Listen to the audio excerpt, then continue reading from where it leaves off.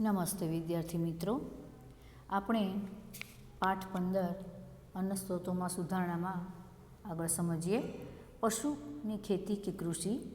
એમાં આપણે જોઈએ કે દૂધાળા પશુઓ છે એને પાળવામાં આવે છે. માદા પશુઓ છે એ દૂધ આપે છે અને નર પશુઓ છે એ ભારવહન અને સિંચાઈ માટે હળ ચલાવવા માટે કામ આવે છે. તો દૂધ ઉત્પાદન પશુનો દુગ્ધશ્રવણ સમયગાળો છે એક મર્યાદા સુધી હોય છે. એટલે એનો અર્થ એ થયો કે એના બચ્ચાના જન્મ પછી એના દૂધ ઉત્પાદનનો સમયગાળો પ્રારંભ થતો હોય છે. આ રીતે દૂધ ઉત્પાદન દુગ્ધશ્રવણ કાળને વધારી શકાય છે. લાંબા સમય સુધી દુગ્ધશ્રવણ કાળ માટે વિદેશી જાતો જેવી કે જર્સી, બ્રાઉન સ્વિસ ગાયને પસંદ કરે છે. ટીક કરી લેજો, લાંબા સમય સુધી દુગ્ધશ્રવણ કાળ માટે વિદેશી જાતો જેવી કે જર્સી, બ્રાઉન સ્વિસ ગાયને પસંદ કરે છે ત્યાં સુધી. પાછું આગળ ટીક કરો. દેશી જાતો જેવી કે રાતી, સિંધી, શાહીવાલમાં રોગપ્રતિકારક ક્ષમતા ખૂબ વધારે હોય છે ત્યાં સુધી. જો આ બે જાતોમાં સંકરણ કરાવાય તો એક એવી સંતતિ પ્રાપ્ત થાય કે જેમાં બંને એના ઐચ્છિક લક્ષણો એટલે કે રોગપ્રતિકારક ક્ષમતા તેમજ લાંબા સમયનો દુગ્ધશ્રવણ કાળ હોય છે. એટલે અત્યારની નવી ટેકનોલોજી છે એ પ્રમાણે આવી જુદી જુદી જે ગાય અને ભેંસની જાતો છે તો જે વધારે સમય દૂધ આપે, વધુ દૂધ આપે એવી ગાય અથવા ભેંસ અને એવી સામે વધારે સંતતિ છે એવી જુદી બીજી એમ કે જાત છે એની વચ્ચે સંકરણ કરાવી અને એવા લક્ષણો પ્રાપ્ત કરી શકાય અને એવા બચ્ચા છે એ પેદા કરી શકાય કે જે મોટા થતાં એની રોગપ્રતિકારક શક્તિ પણ વધારે રહે અને દૂધ પણ લાંબા સમય સુધી આપી શકે એવી નવી જાતો છે એ ઉત્પન્ન કરવામાં આવે છે ગાય અને ભેંસની, ટૂંકમાં દૂધાળા ઢોરની. તો હવે આપણે ઉત્પાદનનું પ્રમાણ માનવીય વ્યવહાર પર આધારિત પશુઓમાં પશુઓનું સ્વાસ્થ્ય અને સ્વચ્છ દૂધ ઉત્પાદન માટે ગાય અને ભેંસના શરીરની યોગ્ય સફાઈ, યોગ્ય નિવાસસ્થાનની આવશ્યકતા હોય છે. પશુઓ છે એટલે આપણે એને જેમ તેમ જ્યાં ત્યાં રાખી દઈએ એવું નથી. જેમ આપણે આપણા હેલ્ધી રહેવા માટે આપણા ઘર ચોખ્ખું રાખીએ, આપણું શરીર ચોખ્ખું રાખીએ, આપણા ખોરાકમાં ધ્યાન રાખીએ, સેમ એવી જ રીતે પશુઓ છે એ પણ લાંબુ આયુષ્ય ભોગવે, લાંબો સમય દૂધ આપે, તંદુરસ્ત રહે એ માટે એનું નિવાસસ્થાન છે એ પણ સારું રાખવું જોઈએ. એમાં યોગ્ય નિયમિત સફાઈ કરવી જોઈએ. પશુઓના શરીરની નિયમિત સફાઈ કરવી જોઈએ. પશુના શરીર પર ખરેલા વાળ અને ધૂળને દૂર કરવા એને નિયમિત તેની સફાઈ કરવી જોઈએ.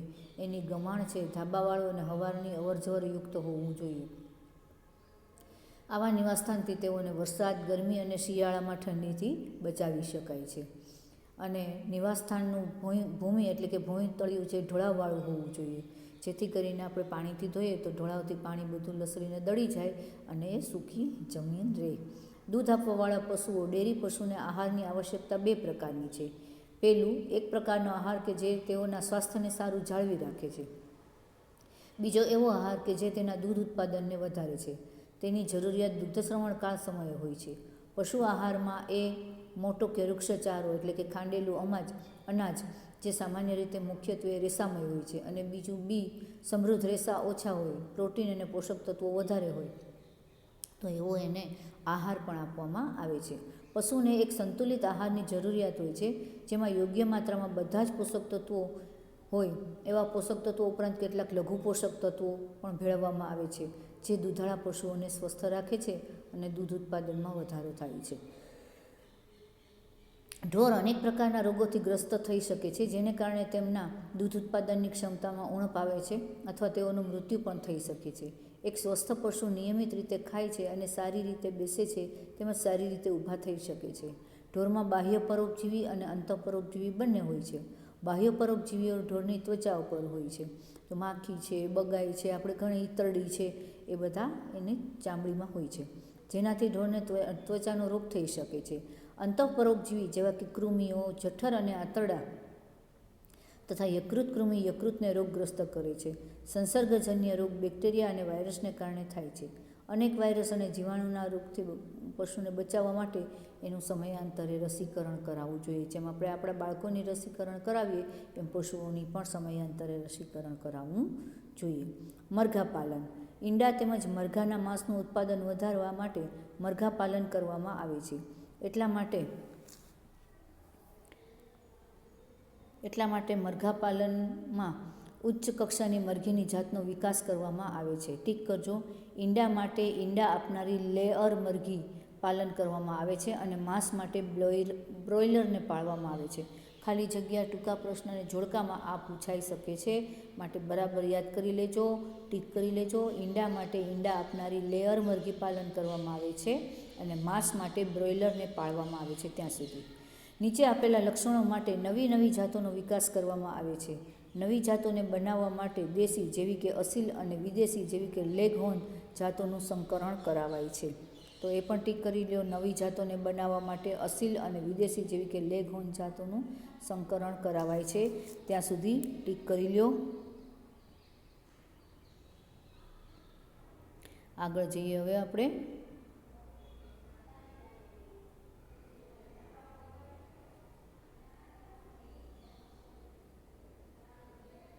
કરી લીધું બધાએ ટીક? અહીંયા જે કંઈ શીખવવામાં આવે એ પાછું તમારે નિરાતે એક વખત સરસ રીતે વાંચી જવાનું, જેથી કરીને આપણને બરાબર મગજમાં બેસી જાય.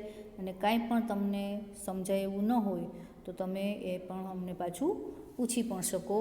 એ માટે તમારે આ વસ્તુનું ખાસ ધ્યાન રાખવાનું કે જે પાઠ સમજાવવામાં આવે વિડીયો જોઈને પાછું એક વખત તમારે તમારી બુક વાંચી લેવાની. તો હવે મરઘાના બચ્ચાની સંખ્યા અને ગુણવત્તા. મરઘા પાલનમાં કઈ કઈ બાબતોનું ધ્યાન રાખવામાં આવે? તો કે મરઘાના બચ્ચાની સંખ્યા અને ગુણવત્તા. નાના કદના બ્રોઇલર માતા પિતા દ્વારા તેમના બચ્ચાઓનું વ્યવસાયિક ઉત્પાદન હેતુ. ત્રીજું, ગરમીથી અનુકૂલન ક્ષમતા, ઊંચા તાપમાનને સહન કરવાની ક્ષમતા. તો આ નવી જે જાતનું સંકરણ કરીને જે બનાવાય છે એમાં આ બધી ખાસિયત જોવા મળે છે. સાર સંભાળમાં ઓછા ખર્ચની જરૂરિયાત. ખેતી માટે ઉપયોગી ઉત્પાદનની આડપેદાશ કે ઉપપેદાશ તરીકે પ્રાપ્ત થતા સસ્તા રેશામય આહારનો ઉપયોગથી ઈંડા મૂકનારા પક્ષીનું કદ ઘટે છે. હવે ઈંડા અને બ્રોઇલરનું ઉત્પાદન. બ્રોઇલરના બચ્ચાઓના સારા વૃદ્ધિ દર અને સારા આહાર દક્ષતા માટે વિટામિનથી ભરપૂર આહાર આપવામાં આવે છે. તેઓનો મૃત્યુદર ઓછો રાખી અને પાંખો અને માંસની ગુણવત્તા જાળવી રાખવા માટે તેની સાવચેતી રાખવી પડે છે. તેઓને બ્રોઇલરના રૂપમાં ઉત્પાદન કરવામાં આવે છે અને માંસના પ્રયોજન માટે ઉછેરવામાં આવે છે. મરઘા પાલનમાં સારું ઉત્પાદન મેળવવા માટે સારી પ્રબંધન પ્રણાલીઓ ખૂબ જ જરૂરી છે. તેને અંતર્ગત તેઓના નિવાસમાં યોગ્ય તાપમાન અને સ્વચ્છતાનું નિર્ધારણ કરી મરઘાના આહારની ગુણવત્તાને જાળવી રાખવામાં આવે છે. તેની સાથે સાથે રોગો અને જંતુઓ પર નિયંત્રણ અને તેઓથી બચવાની રીત પણ સંકળાયેલી છે. બ્રોઇલરનો નિવાસ, પોષણ અને પર્યાવરણીય જરૂરિયાતો ઈંડા આપવાવાળી મરઘીઓથી કેટલાક અંશે અલગ હોય છે. બ્રોઇલરના આહારમાં પ્રોટીન અને ચરબી વધુ માત્રામાં હોય છે. મરઘાના આહારમાં વિટામિન એ, વિટામિન કેની માત્રા પણ વધારે હોય છે. જીવાણુ, વાયરસ એટલે કે વિષાણુ, ફૂગ, પરોપજીવી અને પોષણની હીનતાને કારણે મરઘીમાં ઘણા પ્રકારના રોગો થઈ શકે છે. આમ સફાઈ તથા સ્વચ્છતા પ્રત્યે વિશેષ ધ્યાન આપવું જરૂરી છે. તેના માટે નિયમિત રીતે રોગાણુ નાશ કરનારા પદાર્થોનો છંટકાવ કરવો જરૂરી છે. મરઘીઓને સંસર્ગજન્ય રોગોથી બચાવવા માટે રસી અપાવવી જોઈએ, જેનાથી રોગના ફેલાવાથી તે ગ્રસ્ત ન થાય. આ સાવચેતીને અનુસરવાથી રોગના ફેલાવાની દિશામાં ઘટાડો થાય, મરઘાને ન્યૂનતમ નુકસાન થાય છે. તો પ્રવૃત્તિ મરઘા પાલન કેન્દ્રમાં જાઓ ત્યારે વિવિધ પ્રકારની મરઘાની જાતોનું અવલોકન કરો. તેઓને આપવામાં આવતો આહાર, તેઓનું નિવાસસ્થાન, પ્રકાશની સુવિધાઓને નોંધો. ઈંડા દેવાવાળી લેયર અને બ્રોઇલરને ઓળખો. હવે છે મત્સ્ય ઉછેર, મત્સ્ય ઉત્પાદન. આપણા ખોરાકમાં માછલી પ્રોટીનનો એક સમૃદ્ધ અને સસ્તો સ્ત્રોત છે. માછલીના ઉત્પાદનમાં મીનપક્ષોયુક્ત માછલીઓ તેમજ કવચીય માછલીઓ જેવી કે ઝીંગાઓ અને મૃદુકાયોનો સમાવેશ થાય છે. માછલીઓ મેળવવાના બે સ્ત્રોતો છે. એક પ્રાકૃતિક સ્ત્રોત જેને માછલી પકડવી કહે છે અને બીજો મત્સ્યપાલન જેને માછલીનું સંવર્ધન કહે છે. માછલીઓના જળસ્ત્રોત સમુદ્રી પાણી અને મીઠું પાણી એટલે કે ક્ષારવિહીન પાણી છે. ક્ષારવિહીન પાણી નદીઓ અને તળાવોમાં હોય છે. એટલા માટે જ માછલી પકડવી અને મત્સ્ય સંવર્ધન સમુદ્ર અને મીઠાના પાણીના નિવસન તંત્રોમાં કરી શકાય છે. હવે દરિયાઈ અને મત્સ્ય ઉછેર, તેના વિશે આપણે ફરીથી જોઈએ. ભારતના સમુદ્રી અને દરિયાઈ મત્સ્ય સંશોધન ક્ષેત્ર 7500 કિલોમીટર સમુદ્રી તટ અને તેના સિવાય સમુદ્રની ઊંડાઈ સુધી છે. તો આ આપણે જે જ્યાં જ્યાં દરિયા કિનારો છે ત્યાં આપણને માછલા છે પુષ્કળ મળી આવે છે, કારણ કે માછલા છે મોટે ભાગે દરિયામાં જ રહેતા હોય છે, કારણ કે માછલી છે પાણી વગર જીવી શકતી નથી. એટલે જ્યાં જળરાશિ વધારે હોય ત્યાં માછલા છે એ સૌથી વધારે પ્રાપ્ય બને છે. આગળ જોઈએ.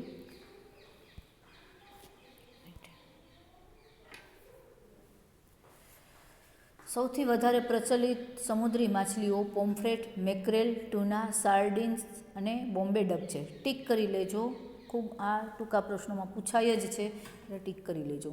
સમુદ્રી કે દરિયાઈ માછલીઓ પકડવા માટે વિવિધ પ્રકારની જાળીઓનો ઉપયોગ માછલી પકડવાવાળી હોડીઓથી કરવામાં આવે છે.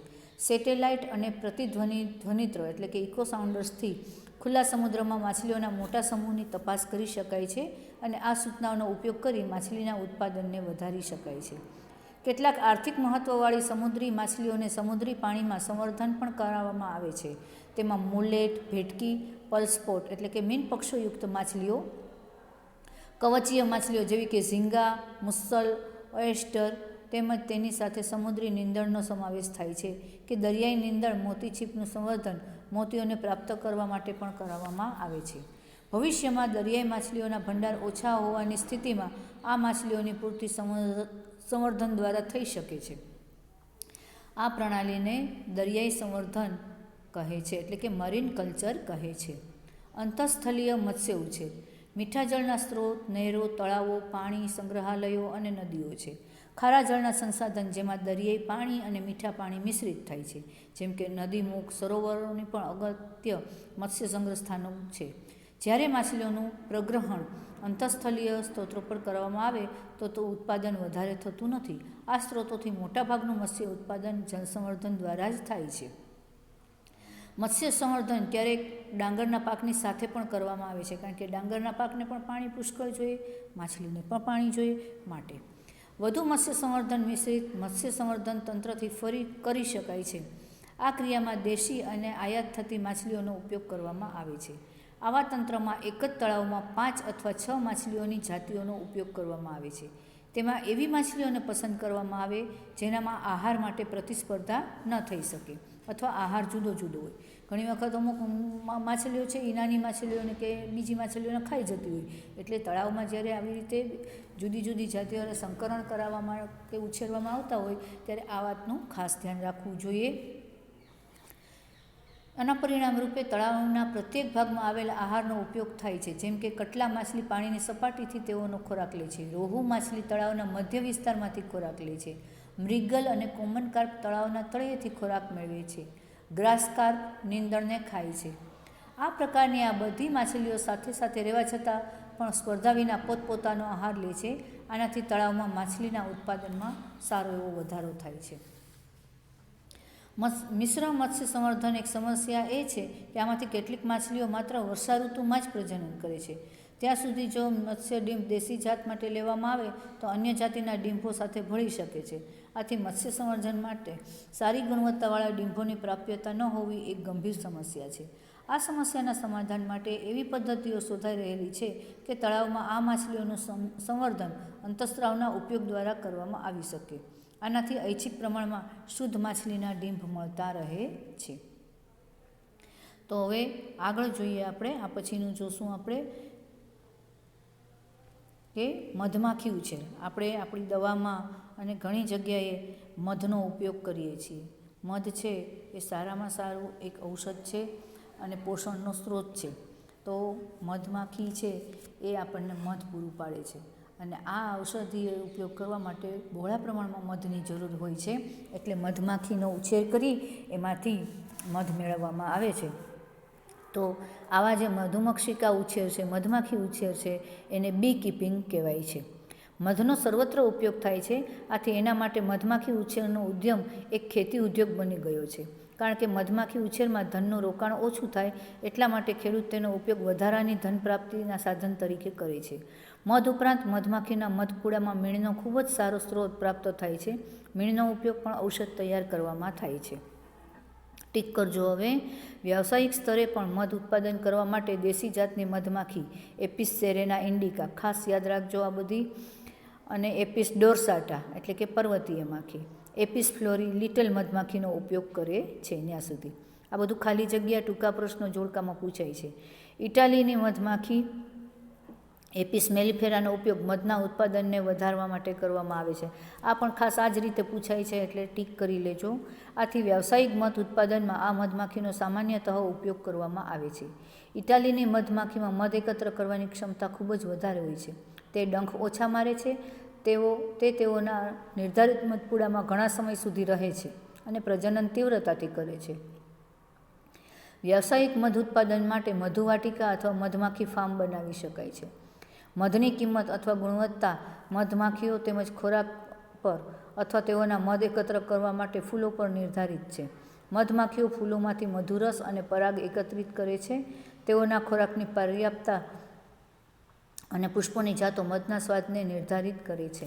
તો આ રીતે મધ છે મધમાખીનો ઉછેર થાય છે. ટૂંકમાં આપણે જરૂરી બધી જ માહિતી છે આપણને આ પાઠમાં મળી ગઈ. હવે તમને સમજાઈ ગયું હશે. આભાર.